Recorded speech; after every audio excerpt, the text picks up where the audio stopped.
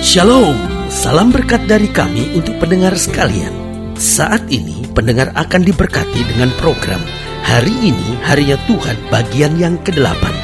Sebuah program rohani tentang doktrin Alkitab yang menolong kita untuk semakin tertanam dalam kebenaran firman dan bertumbuh dalam kemuliaan. Bersama hambanya, Pendeta Gilbert Lumuendo, STH. Banyak orang merasa doktrin Alkitab sebagai sesuatu yang membingungkan. Tetapi tahukah saudara bahwa doktrin Alkitab intinya adalah memahami Alkitab dengan benar, dengan pemahaman yang sistematis, sehingga kita terus dapat tertanam di dalam kebenaran firman, sehingga kita terus bertumbuh di dalam kemuliaan Allah. Buka hati saudara sekalian untuk menerima berkat-berkat firman-Nya hari ini. Salah satu hal yang terpenting dalam kehidupan iman kita adalah mendengar suara Tuhan. Sebab tanpa kita mendengar suara Tuhan, iman kita tidak akan bertumbuh. Tanpa kita mendengar suara Tuhan, iman kita tidak akan berakar di dalam Tuhan. Dan tanpa kita mendengar suara Tuhan, maka iman kita tidak akan menjadi aktif dalam keseharian kita. Itu sebabnya kita perlu mendengar suara Tuhan, sehingga iman kita bertumbuh, iman kita berakar, dan iman kita akan terus semakin aktif dalam keseharian hidup kita. Lalu pertanyaannya, kenapa kita memang perlu mendengar suara Tuhan? Yang pertama, karena dengan mendengar suara Tuhan, hidup kita menjadi lebih terarah. Ingat, tanpa kita sadari bahwa setiap manusia pada dasarnya punya keinginan. Itu sebabnya kita berkata, ada yang namanya keinginan daging, ada yang namanya keinginan roh. Nah, saudaraku yang kasih dalam Tuhan, kalau kita tidak peka dalam mendengar suara Tuhan, kita kadang-kala bingung sendiri mana yang suara Tuhan, mana yang suara roh, mana yang keinginan daging, mana yang keinginan roh Allah. Nah, tanpa kita sadari seringkali apa yang kita anggap suara Tuhan sebetulnya hanyalah keinginan daging kita belaka. Nah, ini yang bahaya, sehingga akhirnya hidup kita tidak terarah. Pokoknya apa yang kita ingin, apa yang kita kepengen, kita pikir itu suara Tuhan. Nah, saudaraku yang kasih dalam Tuhan, kalau hidup kita mulai tidak terarah seperti ini, bahaya. Ajaran-ajaran sesat dimulai bukan dari orang-orang yang tidak percaya Tuhan, tetapi ajaran sesat seringkali dimulai dari orang-orang yang awalnya sangat mengasihi Tuhan, tetapi kemudian hidupnya tidak terarah karena dia tidak bisa bedakan lagi mana suara Tuhan, mana keinginan dagingnya. Nah, itu pentingnya kita peka akan suara Tuhan, sehingga kita tahu mana keinginan daging dan mana keinginan roh.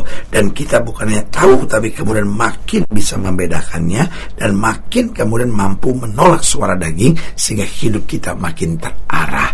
Yang kedua, kenapa kita perlu mendengar suara Tuhan?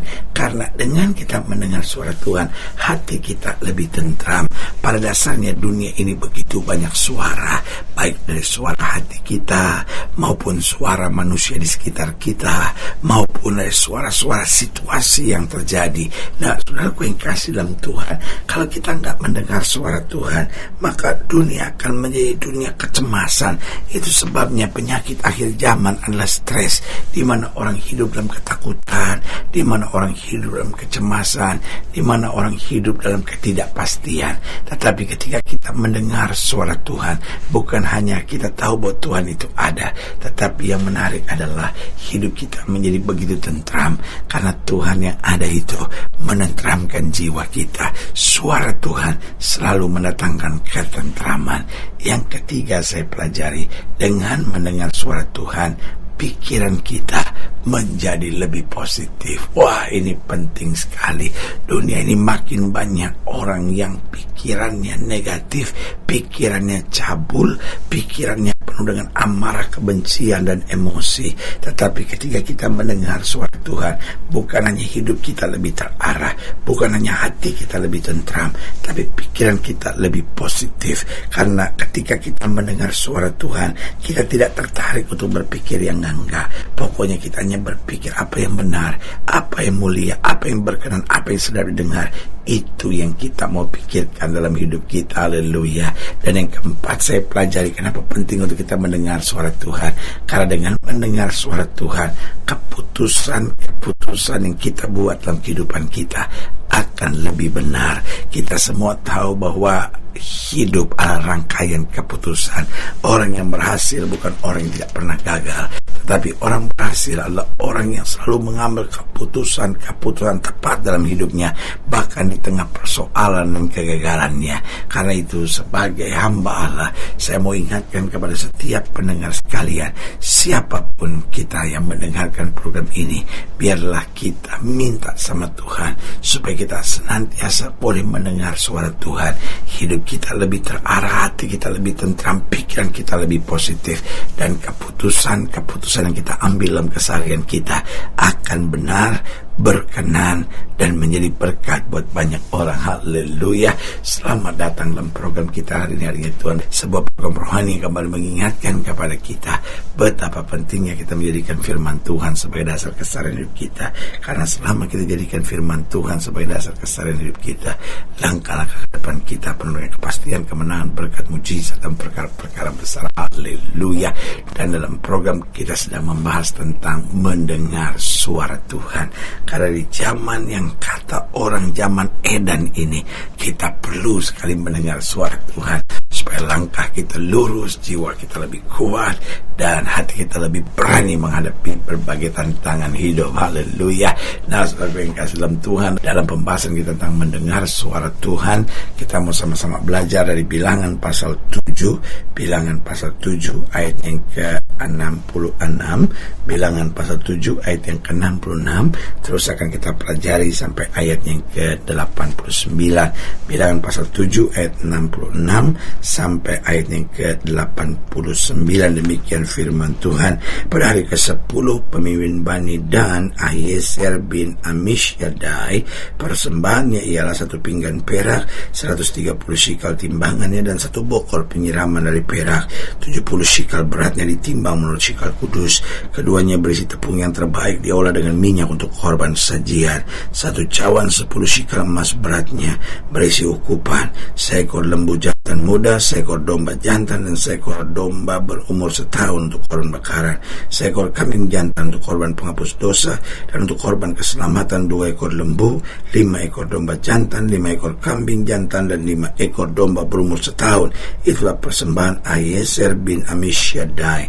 Pada hari ke-11 pemimpin Bani Asher, Pagiel bin Ochran, persembahan ialah 1 pinggan perak, 130 shikal timbangannya, dan 1 bokor penyiraman dari perak, 70 shikal beratnya ditimbang menurut shikal kudus. Keduanya berisi tepung yang terbaik diolah dengan minyak untuk korban sajian.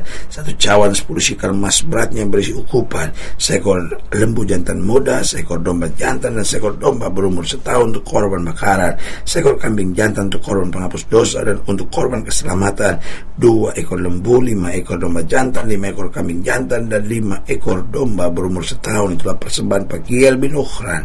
Pada hari ke-12 pemimpin Bani Naftali, Ahira bin Enan, persembahan adalah 1 pinggan perak, 130 shikal timbangannya, dan 1 bokor penyiraman dari perak, 70 shikal beratnya ditimbang menurut shikal kudus. Keduanya berisi tepung yang terbaik diolah dengan minyak untuk korban sajian. 1 cawan 10 shikal emas beratnya berisi ukupan, seekor lembu jantan muda, seekor domba jantan, dan seekor domba berumur setahun untuk korban bakaran, seekor kambing jantan untuk korban penghapus dosa, dan untuk korban keselamatan 2 ekor lembu, 5 ekor domba jantan, 5 ekor kambing jantan, dan 5 ekor domba berumur setahun. Itulah persembahan Ahira bin Enan.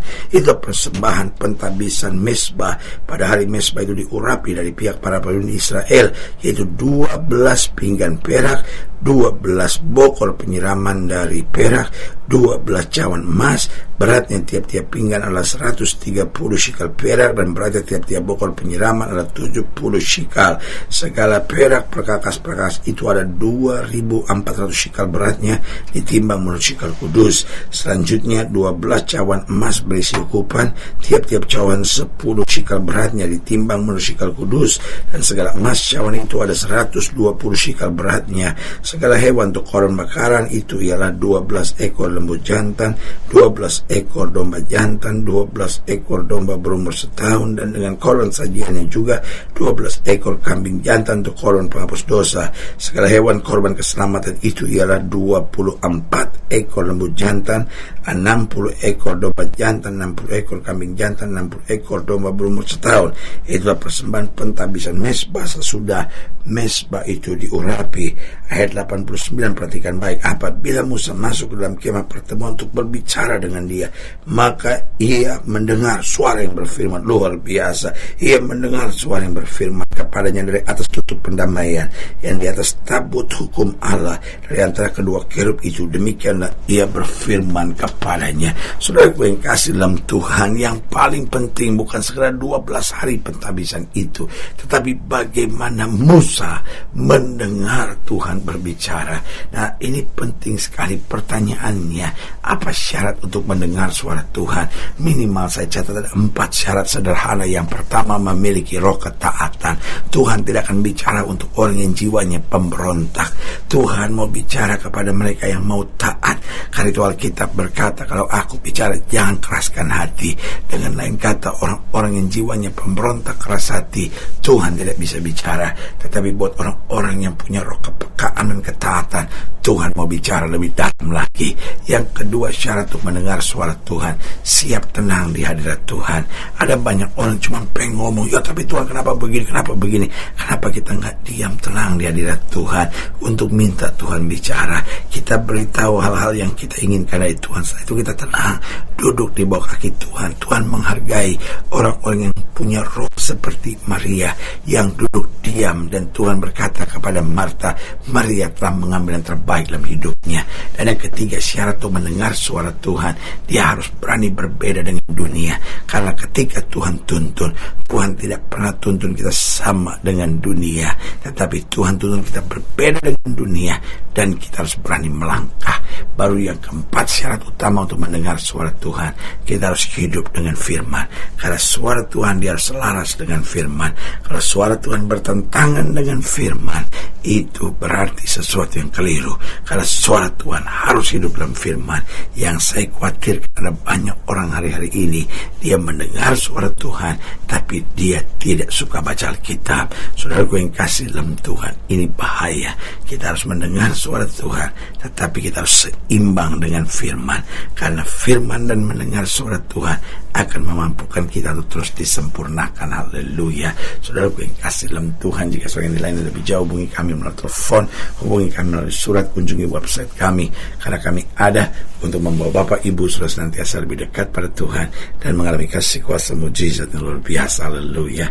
Secara khusus melalui program ini juga saya mau berdoa buat siap yang sakit, siap yang berbeban berat, karena saya percaya bahwa bagi Allah tidak ada perkara yang mustahil. Nah, saudara yang didoakan secara khusus, boleh taruh tangan kanan saudara di dada dan kita akan berdoa. Mari kita berdoa. Bapa, dalam nama Yesus, hamba doa buat yang sakit, hamba doa buat yang berbeban berat, hamba doa untuk setiap mereka yang sedang menghadapi masa-masa yang sukar, karena hamba percaya bahwa bagi Allah tidak ada perkara yang mustahil. Bapa, hamba berdoa di dalam nama Yesus, Tuhan jamah yang sakit, Tuhan sembuhkan, yang lemah Tuhan kuatkan, yang susah Tuhan hiburkan, yang jatuh angkat, sehingga hari-hari yang penuh kemenangan boleh berlaku. Secara khusus hamba doa buat mereka yang taruh tangan kanannya di dada, di dalam nama Yesus, anugerah kasih karunia kuasa Tuhan boleh terus tercurah. Bahkan mereka yang taruh tangan kanannya di dada, karena rindu lebih dalam lagi mendengar suara Tuhan, hamba doa dalam nama Yesus, kuasa-Mu boleh menuntun sehingga kami punya roh kepekanan, ketaatan. Kami siap tenang di hadirat Tuhan, kami siap berani berbeda dengan dunia, dan kami senantiasa siap untuk hidup di dalam firman. Di dalam nama Yesus kami berdoa. Haleluya. Amin. Saudara yang kasih dalam Tuhan, kita sudah berdoa. Ingat, Allah tidak pernah lalai menepati janjinya. Inilah saatnya buat kita untuk bangkit bersemangat, bersuka cita menghadapi segala perkara. Karena kita tahu Yesus hidup, Yesus berkuasa, dan selalu menyediakan terbaik buat anak-anaknya. Doa saya menyertai saudara. Sampai berjumpa pada program berikut, dan jangan lupa jadikan hari ini harinya Tuhan. Haleluya.